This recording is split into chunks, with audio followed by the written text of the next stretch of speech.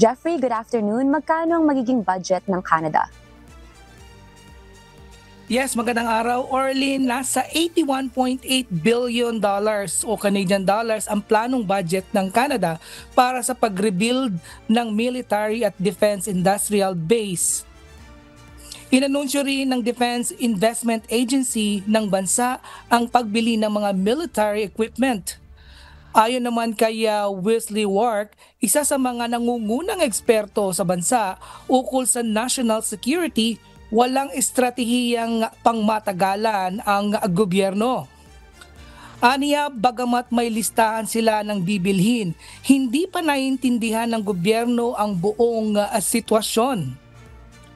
Dagdag ni Wark, isang major defense commitment ang kailangang gawin ng Canada dahil sa kailangan nito ng mga equipment ng Canadian Armed Forces, training para dito, na itatayong infrastruktura, pagpaplano at military intelligence.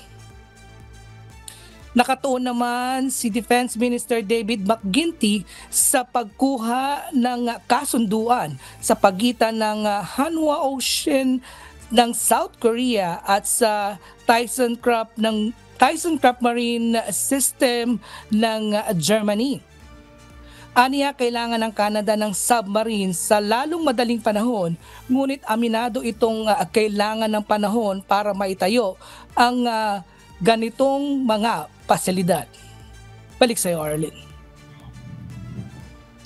Oo, Jeffrey, topic of mind talaga itong fiscal budget na pinahayag ni Prime Minister Carney. May pahayag naman ba ang Army ng Canada tungkol dito?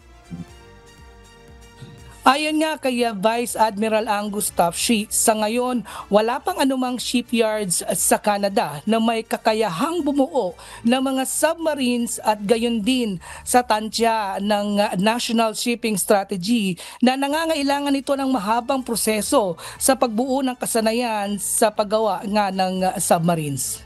Arlene. Ayan, salamat sa update. Stay warm. Salamat muli, Jeffrey Reyes mula sa Grand Prairie, Canada.